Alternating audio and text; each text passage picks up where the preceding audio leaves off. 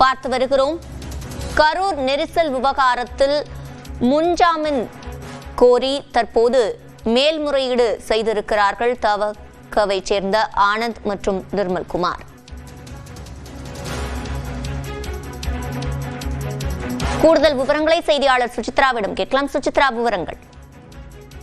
துரிந்தினி, கரூரில் தாவேகா பரப்புரை நெரிசலில் சிக்கி 41 பேர் உயிரிழந்த விவகாரத்தில் தாவேகாவினுடைய கட்சியின் நிர்வாகிகளான என் ஆனந்த் மற்றும் நிர்மல்குமார் ஆகிய 2 பேரும் முன்ஜாமீன் கோரி உச்சநீதிமன்றத்தை நாடியுள்ளார்கள். குறிப்பாக இந்த விவகாரத்தில் கடந்த 27ஆம் தேதி ஏற்பட்ட விவகாரம் தொடர்பாக இவர்கள் மீதான ஒரு 3 மனுக்கள் என்பது தாக்கல் செய்யப்பட்ட நிலையில் தாவேகாவினுடைய பொதுச் செயலாளர் ஆனந்த் மற்றும் இணை பொதுச் செயலாளர் நிர்மல்குமார் ஆகியோர் மீது மொத்தம் 5 பிரிவுகள் கீழ் வழக்குகள் என்பது பதிவு செய்யப்பட்டது. அந்த வழக்குகள் இருந்து முன்ஜாமீன் கோரி ஏற்கனவே சென்னை உயர்நீதிமன்றத்தை நாடியிருந்த நிலையில் அந்த மனுக்கள் தள்ளுபடி செய்து நீதிபதிகளால் உத்தரவிடப்பட்டது.